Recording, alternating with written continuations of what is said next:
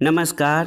कहानी संसार में लीजिए सुनिए कथा सम्राट मुंशी प्रेमचंद की लिखी कहानी धोखा। वाचन स्वर मेरा यानी अनुराग चौधरी का है। सती कुंड में खिले हुए कमल वसंत के धीमे धीमे झोंकों से लहरा रहे थे और प्रातःकाल की मंद मंद सुनहरी किरणें उनसे मिल मिलकर मुस्कुराती थीं। राजकुमारी प्रभा कुंड के किनारे हरी हरी घास पर खड़ी सुंदर पक्षियों का कलरव सुन रही थी। उसका कनक वर्ण तन इन्हीं फूलों की भांति दमक रहा था, मानो प्रभात की साक्षात सौम्य मूर्ति है जो भगवान अंशुमाली के किरण करों द्वारा निर्मित हुई थी। प्रभा ने मौलसिरी के वृक्ष पर बैठी हुई एक श्यामा की ओर देखकर कहा, मेरा जी चाहता है कि मैं भी एक चिड़िया होती। उसकी सहेली उमा ने मुस्कुराकर पूछा, क्यों? प्रभा ने कुंड की ओर ताकते हुए उत्तर दिया, वृक्ष की हरी भरी डालियों पर बैठी हुई चहचहाती मेरे कलरव से सारा बाग गूंज उठता।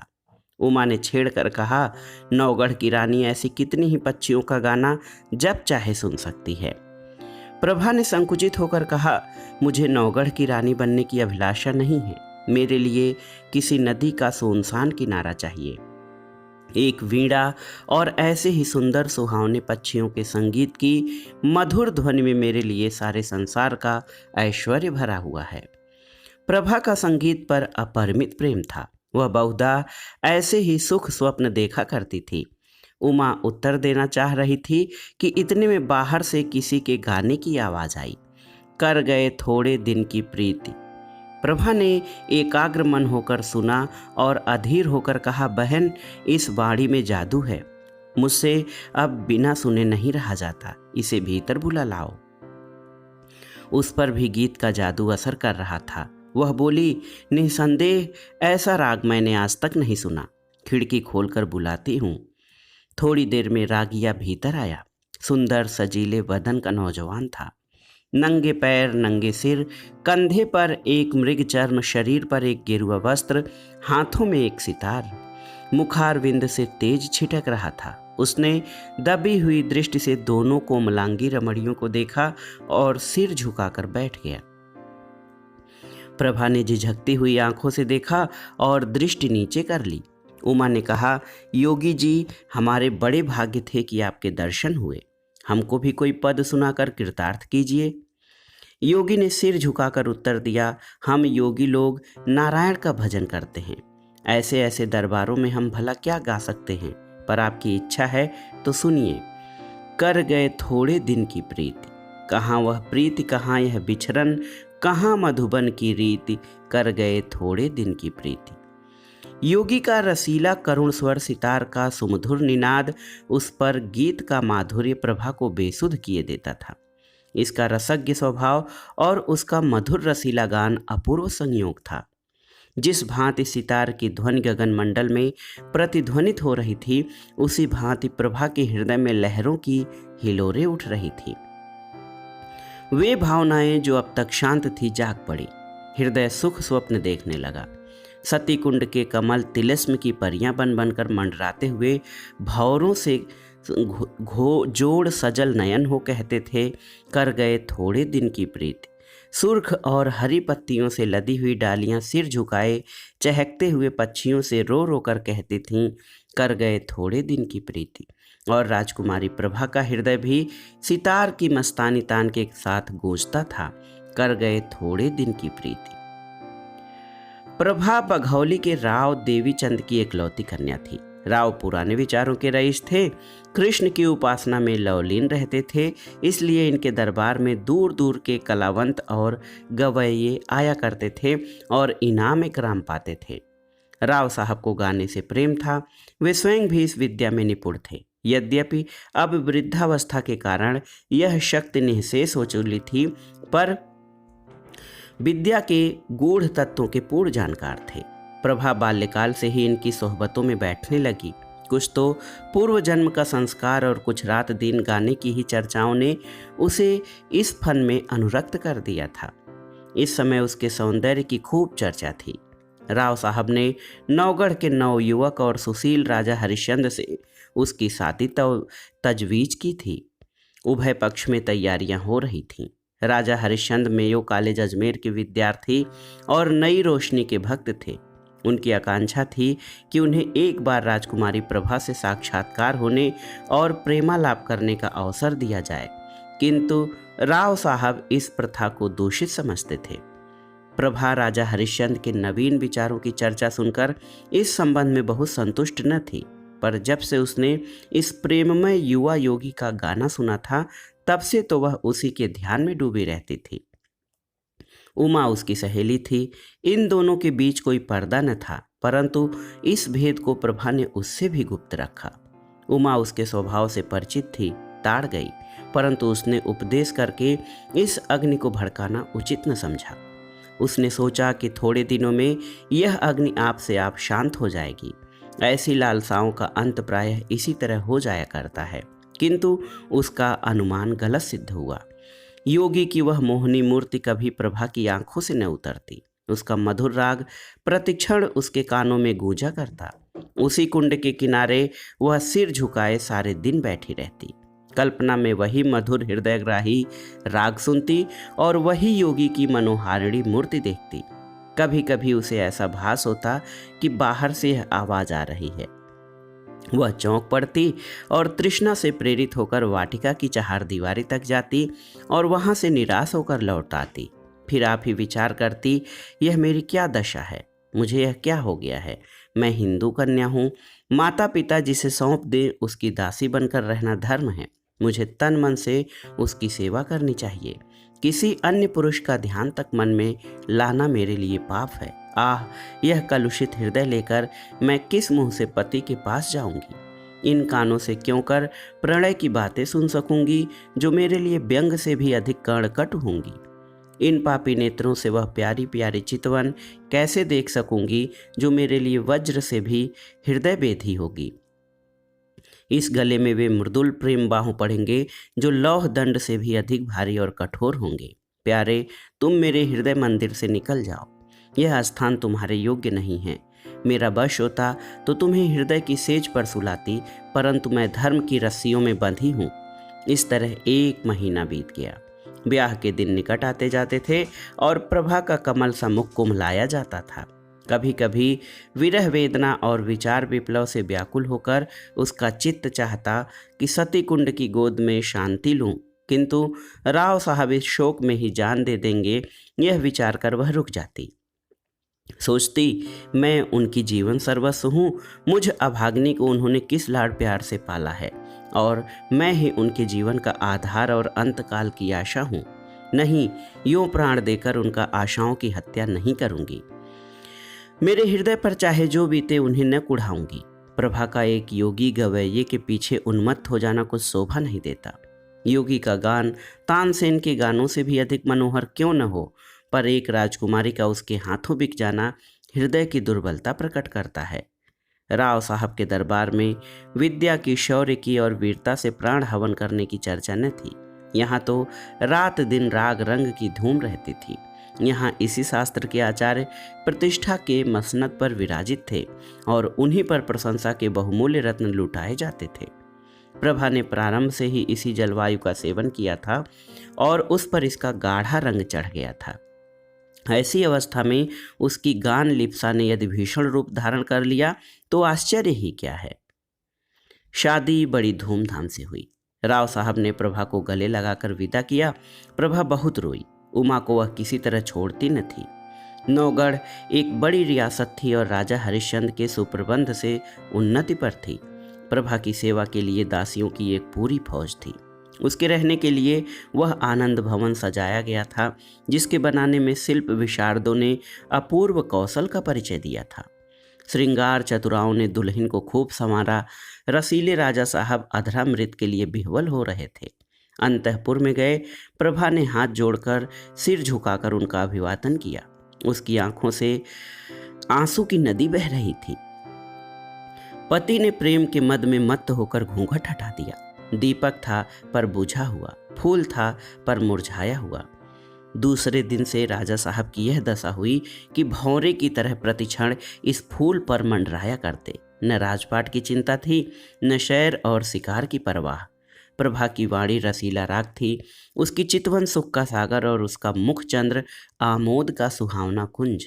बस प्रेम मद में राजा साहब बिल्कुल मतवाले हो गए थे। उन्हें क्या मालूम था कि दूध में मक्खी है। यह असंभव था कि राजा साहब के हृदयहारी और सरस व्यवहार का, जिसमें सच्चा अनुराग भरा हुआ था, प्रभा पर कोई प्रभाव न पड़ता। प्रेम का प्रकाश अंधेरे हृदय को भी चमका देता है। प्रभा मन में बहुत लज्जित होती। वह अपने को इस निर्मल और विशुद्ध प्रेम के योग्य न पाती थी। इस पवित्र प्रेम के बदले में उसे अपने कृत्रिम रंगे हुए भाव प्रकट करते हुए मानसिक कष्ट होता था। जब तक राजा साहब उसके साथ रहते, वह उनके गले लता की भांति लिपटी घंटों प्रेम की बातें किया करती। वह उनके साथ सुमन वाटिका में चूहल करती, उनके लिए फूलों का हार गूंथती और उनके गले में हाथ डालकर कहती, प्यारे देखना, ये फूल मुरझा न जाएं, इन्हें सदा ताज़ा रखना। वह चांदनी रात में उनके साथ नाव पर बैठकर झील की सैर करती और उन्हें प्रेम का राज सुनाती। यदि उन्हें बाहर से आने में जरा भी देर हो जाती तो वह मीठा मीठा उलाहना देती, उन्हें निर्दय तथा निष्ठुर कहती। उनके सामने वह स्वयं हंसती, उनकी आंखें हंसती और आंखों का काजल हंसता। किंतु आह, जब वह अकेली होती तो उसका चंचल चित्त उड़कर उसी कुंड के तट पर जा पहुंचता। कुंड का वह नीला नीला पानी, उस पर तैरते हुए कमल और मौल सिरी की वृक्ष पंक्तियों का अति सुंदर दृश्य आंखों के सामने आ जाता। उमा मुस्कुराती और नजाकत से लचकती हुई आ पहुंचती। तब रसीले योगी की मोहनी छवि आंखों में आ बैठती और सितार से सुलसित सुर गूंजने लगते, कर गए थोड़े दिन की प्रीति। तब वह एक दीर्घ निश्वास लेकर उठ बैठती और बाहर निकलकर पिंजरे में चहकते हुए पक्षियों के कलरव में शांति प्राप्ति करती। इस भांति यह स्वप्न तिरोहित हो जाता। इस तरह कई महीने बीत गए। एक दिन राजा हरिश्चंद्र प्रभा को अपनी चित्रशाला में ले गए। उसके प्रथम भाग में ऐतिहासिक चित्र थे। सामने ही शूरवीर महाराणा प्रताप सिंह का चित्र नजर आया। मुखारविंद से वीरता की ज्योति स्फुटित हो रही थी। तनिक और आगे बढ़कर दाहिनी ओर स्वामी भक्त जगमल, वीरवर सांगा और दिलेर दुर्गादास विराजमान थे। बाईं ओर उदार भीम सिंह बैठे हुए थे। राणा प्रताप के सम्मुख महाराष्ट्र केसरी वीर शिवाजी का चित्र था। दूसरे भाग में कर्मयोगी कृष्ण और मर्यादा पुरुषोत्तम राम विराजते थे। चतुर चित्रकारों ने चित्र निर्माण में अपूर्व कौशल दिखाया था।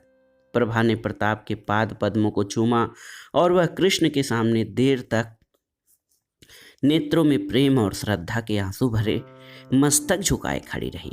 उसके हृदय पर इस समय कलुषित प्रेम का भय खटक रहा था। उसे मालूम होता था कि यह उन महापुरुषों के चित्र नहीं, उनकी पवित्र आत्माएं हैं। उन्हीं के चरित्र से भारतवर्ष का इतिहास गौरवान्वित है। वे भारत के बहुमूल्य जातीय रत्न, उच्च कोट के जातीय स्मारक और गगनभेदी जातीय तुमुल ध्वनि हैं। ऐसी उच्च आत्माओं के सामने खड़े होते उसे संकोच होता है। आगे बढ़ी दूसरा भाग सामने आया। यहाँ पर ज्ञानमय बुद्ध योग साधना में बैठे हुए देख पड़े। उनकी दाहिनी ओर शास्त्राज्ञ शंकर थे और दार्शनिक दयानंद। एक ओर शांति पथगामी कबीर और भक्त रामदास यथा योग्य खड़े थे। एक दीवार पर गुरु गोविंद अपने देश और जाति पर बलि चढ़ाने वाले दोनों बच्चों के साथ विराजमान थे। दूसरी दीवार पर वेदांत की ज्योति फैलाने वाले रामतीर्थ और विवेकानंद विराजमान थे। चित्रकारों की योग्यता एक एक अवयव से टपकती थी। प्रभा ने इनके चरणों पर मस्तक टेका। वह उनके सामने सिर न उठा सकी। उसे अनुभव होता था कि उनकी दिव्य आंखें उसके दूषित हृदय में चुभ जाती हैं। इसके बाद तीसरा भाग आया। यह प्रतिभाशाली कवियों की सभा थी। सर्वोच्च स्थान पर आदि कवि वाल्मीकि और महर्षि वेद व्यास सुशोभित थे। दाहिनी ओर श्रृंगार रस के अद्वितीय कवि कालिदास थे। बाईं तरफ गंभीर भावों से पूर्ण भवभूति। निकट ही भर्तृहरि अपने संतोषाश्रम में बैठे हुए थे। दक्षिण की दीवार पर राष्ट्रभाषा हिंदी के कवियों का सम्मेलन था। सहृदय कवि सूर तेजस्वी, तुलसी सुकवि केशव और रसिक बिहारी यथाक्रम में विराजमान थे। सूरदास से प्रभा का अगाध प्रेम था। वह समीप जाकर उनके चरणों पर मस्तक रखना ही चाहती थी कि अकस्मात उन्हीं चरणों के सम्मुख सर झुकाए उसे एक छोटा सा चित्र दिख पड़ा। प्रभा उसे देखकर चौंक पड़ी। यह वही चित्र था जो इसके हृदय पट पर खींचा हुआ था। वह खुलकर उसकी तरफ ताक न सकी, दबी हुई आंखों से देखने लगी। राजा हरिश्चंद्र ने मुस्कुराकर पूछा, इस व्यक्ति को तुमने कहीं देखा है? इस प्रश्न से प्रभा का हृदय कांप उठा।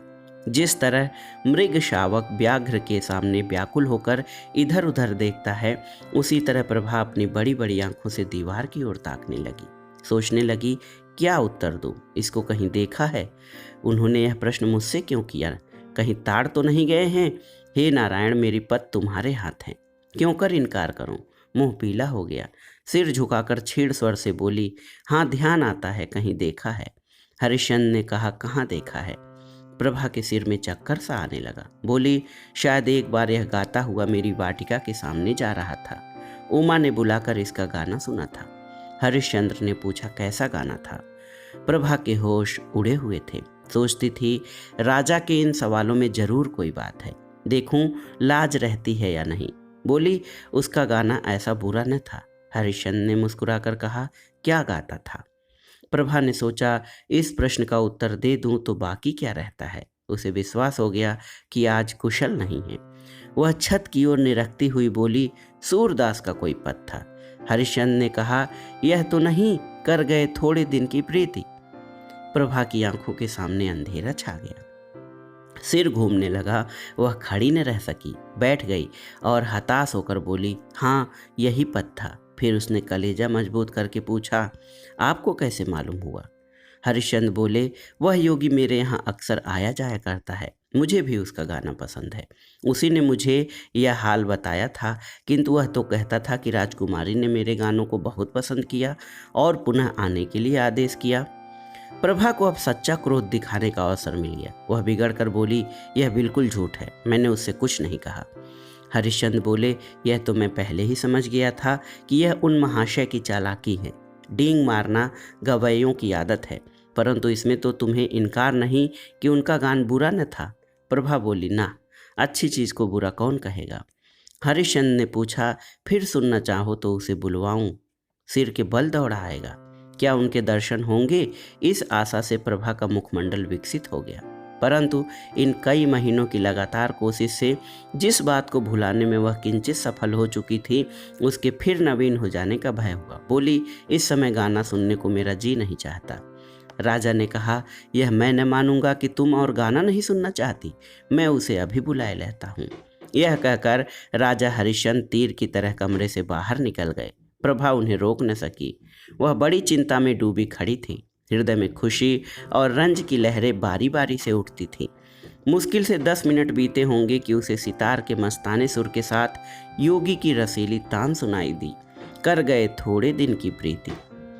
वही हृदयग्राही राग था, वही हृदय भेदी प्रभाव, वही मनोहारता और वही सब कुछ जो मन को मोह लेता है। एक क्षण में योगी की मोहिनी मूर्ति दिखाई दी, वही मस्तानापन, वही मतवाले नेत्र, वही नयनाभिराम देवताओं का सा स्वरूप। मुखमंडल पर मंद मंद मुस्कान थी। प्रभा ने उसकी तरफ सहमी आंखों से देखा। एकाएक उसका हृदय उछल पड़ा, उसकी आंखों के आगे से एक पर्दा हट गया। प्रेम विह्वल हो आंखों में आंसू भरे वह अपने पति के चरणार विंदों पर गिर पड़ी और गदगद कंठ से बोली, प्यारे प्रियतम, राजा हरिश्चंद्र को आज सच्ची विजय प्राप्त हुई। उन्होंने प्रभा को उठाकर छाती से लगा लिया। दोनों आज एक प्राण हो गए। राजा हरिश्चंद्र ने कहा, जानती हो मैंने यह स्वांग क्यों रचा था? गाने का मुझे सदा से व्यसन है और सुना है तुम्हें भी इसका शौक है। तुम्हें अपना हृदय भेंट करने से प्रथम एक बार तुम्हारा दर्शन करना आवश्यक प्रतीत हुआ और उसके लिए सबसे सुगम उपाय यही सूझ पड़ा।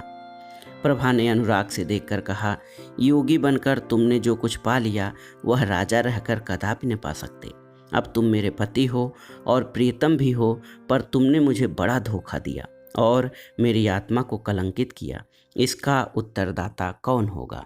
तो दोस्तों, ये थी मुंशी प्रेमचंद की लिखी अत्यंत ही भावपूर्ण और मार्मिक कहानी धोखा। कहानी आपको कैसी लगी हमें कमेंट बॉक्स में ज़रूर बताइएगा। कहानी चैनल को अपने दोस्तों मित्रों में शेयर करें और इन कहानियों पर अपनी टिप्पणी करें कि कहानी का वाचन और इसमें और क्या सुधार किया जा सकता है। कहानी सुनने के लिए धन्यवाद दोस्तों। नमस्कार।